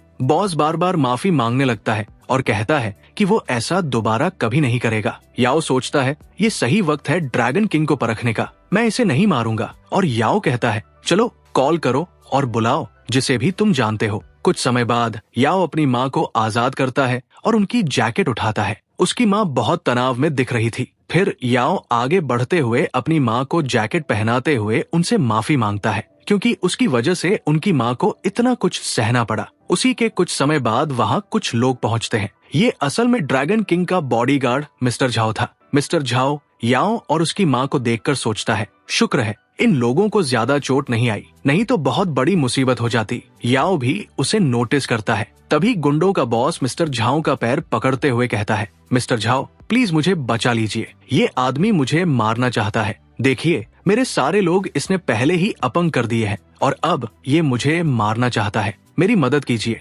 झाओ पूछता है, क्या ये सब सिर्फ याओ सर ने अकेले किया है? बॉस डरते हुए हाँ में जवाब देता है। मिस्टर झाओ अब कहता है, तुम्हें पता है ये कौन है? तुम और गो। क्या तुम्हें नहीं पता था कि ड्रैगन किंग के साथ याओ सर का कितना गहरा रिश्ता है? मैंने खुद तुम लोगों के सामने उन्हें लेकर गया था। गो कुछ बोल नहीं पाता। फिर झाओ घूरते हुए कहता है, देखो अब तुम्हें भगवान भी नहीं बचा सकता। तुमने ड्रैगन किंग के लाइफ सेवर पर हमला किया है। बॉस पूरी तरह से हैरान हो चुका था। दिखाई देता है कि उसने डर के मारे अपनी पैंट में पेशाब कर दिया था। मिस्टर झाओ याओ के पास आते हुए उनसे माफी मांगता है और उनकी माँ को हुई परेशानी के लिए अस्पताल के सबसे वीआईपी कमरे में इलाज का ऑफर देता है। वो एक मुस्कान के साथ कहता है, बाकी इन लोगों का क्या करना है वो हम पर छोड़ दीजिए। आपको इनमें से किसी को दोबारा देखने की जरूरत नहीं पड़ेगी, ये मेरा वादा है। याओ कुछ बोलता नहीं और उन्हें छोड़कर जाने लगता है। तभी साइड में एक काले कोट वाला आदमी कहता है, तो सर झाओ इन लोगों का क्या करें? झाओ कहता है, जैसा हम लोग करते हैं, इस दुनिया की मिट्टी से इनके राख को भी मिटा दो। सीन बदलता है अस्पताल में। याओ अपनी माँ को एक कमरे में ले आया था। उनकी माँ कहती है, अरे इन सबकी कोई जरूरत नहीं थी, मुझे बस थोड़ी चोट लगी है, घर पर कुछ दिनों में मैं पूरी तरह ठीक हो जाऊंगी। याओ की माँ को चेक करने के लिए डायरेक्टर भी स्वयं वहाँ आ गई थी। वो कुछ दवाइयाँ सुझाती है और सिर्फ आराम करने की सलाह देती है। अगर कोई दिक्कत हो तो सीधे मेरे पास आ जाना। याओ की माँ हंसते हुए कहती है, अगर याओ की कोई ऐसी पार्टनर होती जो डायरेक्टर बी की तरह अच्छी हो तो मैं बिना किसी चिंता के अपनी आंखें बंद कर सकती थी। याओ अपनी माँ को रोकता है और डायरेक्टर बी को देखता है। लग रहा था कि वो थोड़ा गुस्सा है, लेकिन बी हंसते हुए कहती है, बाकी तो नहीं पता, लेकिन जब तक याओ इस अस्पताल में है मैं हमेशा उसका ख्याल रखूंगी। याओ की माँ डायरेक्टर बी का हाथ पकड़कर इसके लिए बहुत बहुत धन्यवाद कहती है। याओ सोचता है तो सचमुच डायरेक्टर बी का भी एक नरम पक्ष है। एक औरत में जितनी खूबियां होनी चाहिए वो सब उनमें है। डायरेक्टर बी याओ को देखते हुए शर्माते हुए गुस्से में कहती है, अरे तुम लड़के मुझे ऐसे क्यों घूर रहे हो। फिर वो निकलते हुए कहती है, देखो मैंने सारा इंतजाम कर दिया है, तुम अपना पेपर वर्क पूरा करो और कल से एक डॉक्टर की तरह अस्पताल ज्वाइन कर सकते हो। और वो निकल जाती है। याओ आगे बढ़ते हुए सोचता है कि कल से जब वो डॉक्टर बन जाएगा तो वो मिस लिन का ख्याल नहीं रख पाएगा। वो कुछ बोलने ही जा रहा था कि अचानक वो सामने कुछ देखकर हैरान हो जाता है। असल में मिस लिन के दरवाजे पर एक आदमी पहरा दे रहा था और कहता है कि कोई भी अभी अंदर नहीं जा सकता। तभी याओ को अंदर से तेज आवाज सुनाई देती है। कोई मिस लिन को गालियां दे रहा था। दिखाई देता है कि एक गठीली लड़की मिस लिन को थप्पड़ मार रही थी, लेकिन मिस लिन कुछ भी नहीं बोलती। तभी याओ तेजी से कमरे में घुसता है और ये दृश्य देखकर हैरान हो जाता है। सारे बॉडीगार्ड उसे रोकते हुए अंदर घुसते हैं। याओ जोर से चीखता है, तुम कौन हो जो इस तरह अंदर आकर हमारे पेशेंट को मार रहे हो। एक बॉडीगार्ड उसे रोकते हुए कहता है, देखो बच्चे, ये तुम्हारा मामला नहीं है, एक शरीफ लड़के की तरह बाहर निकल जाओ। याओ उसका हाथ झटकता है और फिर उसे उठाकर पटक देता है। बाकी बॉडीगार्ड भी अब उसे पूरी तरह घेर लेते हैं और हमला शुरू कर देते हैं, लेकिन याओ उन्हें धूल चटाता है और सीधे एक मुक्का मारता है। कुछ ही पलों में उसने सारे बॉडीगार्ड्स को धराशायी कर दिया। वो गठीली लड़की बहुत गुस्से में कहती है, अब तुम कौन हो, कोई फर्क नहीं पड़ता, आज कोई भी यहाँ आए, लिन तुम्हें कोई नहीं बचा सकता। तुमने मेरे भाई को जहर दिया था जो तुम्हारा मंगेतर था, अब तुम दूसरे लड़के के साथ इसे छुपा रही हो। मैं ऐसी हरकत नहीं होने दूंगी। जब वो लिन को मारने जा रही थी तभी कोई ताकतवर हाथ उसका हाथ पकड़ लेता है। याओ मिस लिन के सामने आकर उन्हें बचाने की कोशिश करता है। वो पीले बालों वाली लड़की कहती है, तुम चरित्रहीन औरत, अब तुम इस छोटे से लड़के को भी फंसाने लगी हो, क्या तुम्हें शर्म नहीं आती। मिस लिन याओ से कहती है, देखो तुम्हें इन सब में पढ़ने की जरूरत नहीं है, ये थोड़ी देर यहाँ रहने के बाद चली जाएगी। याओ कहता है, देखो मुझे कोई फर्क नहीं पड़ता, जब दूसरे लोग मुझ पर हमला कर रहे थे आपने मुझे सामना करना सिखाया। अब मुझे नहीं पता कि आप गलत है या सही, लेकिन मैं आपकी रक्षा करूंगा। मिस लिन पूरी तरह हैरान हो जाती है। फिर वो एक मुस्कान देती है। वो सोचती है, बाहर सभी लोगों ने मुझे सिर्फ अपमानित और शोषित किया है, किसी ने भी मेरे बारे में एक बार भी नहीं सोचा। मुझे लगने लगा था कि अब मैं अकेले सब कुछ कर सकती हूँ, मुझे किसी की जरूरत नहीं। उसकी आंखों से आंसू निकलने लगते हैं और आज एक छोटा सा अस्पताल का नर्स मेरे लिए खड़ा हो रहा है, सिर्फ इसलिए कि मैंने उसके साथ एक कॉन्ट्रैक्ट किया या शायद मैंने उसे थोड़ा मानसिक समर्थन दिया। फिर वो एक मुस्कान के साथ याओ को इसके लिए धन्यवाद कहती है। वो पीले बालों वाली लड़की आगे बढ़ते हुए कहती है, तुम तो बस एक छोटा सा नर्स हो, तुम्हें इतनी हिम्मत कि तुम एक क्रिमिनल को बचाने की कोशिश करो। याओ गंभीर होते हुए कहता है, देखो यहाँ सभी लोग इलाज के लिए आते हैं, चाहे वो हीरो हो या क्रिमिनल, और अगर तुम किसी को क्रिमिनल कहती हो तो वो क्रिमिनल नहीं बन जाता। वही वो गोरी ब्लॉन्ड लड़की अपने आसपास देखती है। उसके सारे बॉडीगार्ड धराशायी होकर पड़े हुए थे। अब वो याओ को किसी भी तरह रोक नहीं सकती थी। अपने दांत भींचते हुए कहती है, तुमने इस लड़के को क्या खिला दिया है, तुम एकदम से नीच औरत बन गई हो। पता नहीं मेरा भाई क्या देखकर तुमसे शादी करने को राजी हुआ था। मिस लिन पहली बार बोलती है, देखो यानरू, अपने शब्दों पर ध्यान दो, तुम हमेशा मुझे गालियां देती हो और भला बुरा कहती हो, क्या यही तुम्हारे परिवार का संस्कार है। गोरी बालों वाली गुस्से में आगे बढ़ती है और कहती है, तुम चरित्रहीन, अब तुम्हें इतनी हिम्मत हो गई कि मेरे साथ जुबान लड़ाओ। और जब वो मुक्का मारने ही वाली थी तभी दोबारा उसका हाथ कोई पकड़ लेता है। ये याओ था। लड़की गुस्से में कहती है, तुम्हें पता भी है मैं कौन हूँ, तुम्हें इसका बहुत खौफनाक सजा मिलेगा, मेरी बात याद रखना। दोस्तों, कैसी लगी ये स्टोरी। देखो मुझे पता है ये छोटी है, पर इंग्लिश में इसका और एक भी चैप्टर नहीं है, लेकिन अगर आप लोग सपोर्ट करते हैं तो मैं खुद ट्रांसलेट करके आपके लिए स्टोरी लाऊंगा, जो कि हिंदी छोड़ो इंग्लिश में भी किसी ने नहीं देखी होगी। ठीक है, वीडियो अच्छा लगा तो लाइक कर देना, सीरीज अच्छी लगी तो सब्सक्राइब कर देना और हाइप भी कर देना प्लीज। चलो बाय।